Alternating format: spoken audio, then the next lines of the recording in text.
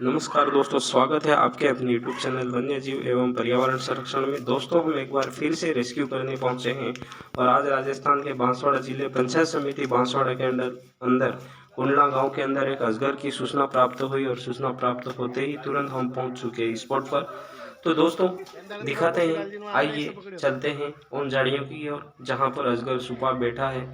और जब जब अजगर छुप कर बैठता है तो मान लो उसने कोई न कोई शिकार किया है, तभी वो छुप कर बैठता है। क्योंकि उसकी खासियत में आया है कि भोजन ग्रहण करने के बाद उस भोजन को वो पूरी आराम देता है और उसके बाद उसको पचाने का प्रयास करता है और खाने के बाद अजगर भाग नहीं पाता है। तो दोस्तों, जिसके अंदर से अजगर निकला था उस छेद को हमने बंद कर दिया है। तो दोस्तों, अजगर असकर कोई न कोई ऐसी चीज़ें खाया करता है जिस वजह से वो ऐसी झाड़ियों में छुप जाता है।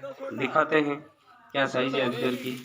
और अब आप देख पा रहे होंगे स्क्रीन पर अजगर की जो साइज है वो लगभग बहुत बड़ी साइज में नज़र आ रहा है। और इसको बाहर निकाल कर दिखाते हैं आप सभी को। और दोस्तों, बाहर बहुत ज़्यादा भीड़ लगी हुई है, बहुत लोग बाहर जमा हैं और पुलिस प्रशासन भी वहां पर आ चुका है। इसलिए आ चुका है कि वो नेशनल हाईवे है और लगभग 200 लोगों ने उस स्पॉट को घेर रखा है। इसलिए घेर रखा है कि सूचना पहले से ही प्राप्त हुई थी, अजगर वहीं था। और जो मेन कस्बा होता है, कस्बे की आबादी कम से कम 7 से 10,000 के समथिंग की है। तो उस वजह से लोगों का जमावड़ा लगा हुआ रहता है और ऐसे बड़े जानवर आ जाने की सूचना जब प्राप्त होती तो हर कोई दौड़कर आ जाता है ताकि देखने मिले। और एक दुर्लभ जीव होते हैं ये, जो पहले अक्सर जंगलों में हम देखा करते थे, सुना करते थे कि अजगर बड़ी बड़ी चीज़ों को खा जाते हैं। आज जंगल खत्म हो गया है, उस वजह से अजगर भागकर घरों की ओर आ रहे हैं और हम लोगों को जंगल का संरक्षण करते रहना चाहिए।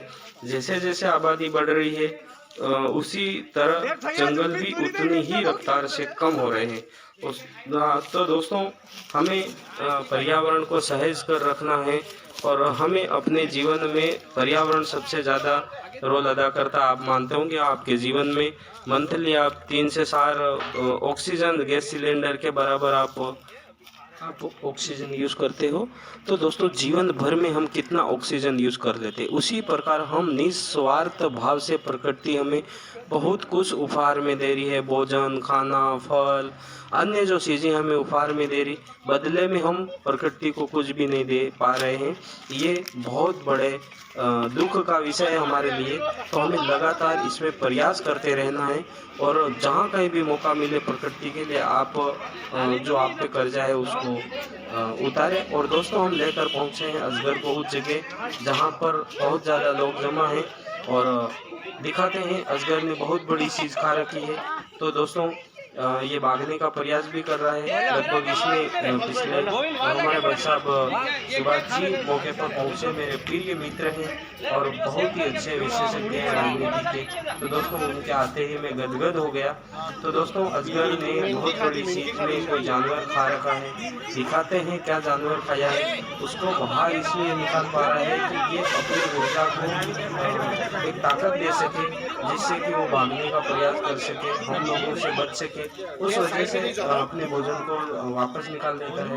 अक्सर जो वन्य जीव होते हैं उसमें से रेंगने वाले जीव हमेशा बाहर निकाल देते हैं, चाहे उसमें मॉनिटर लिजर्ड भी क्यों नहीं आ जाए, वो भी एक बार भोजन को बाहर निकाल देता था कि वो अपने आप को वो ताकत दे सके, भाग सके।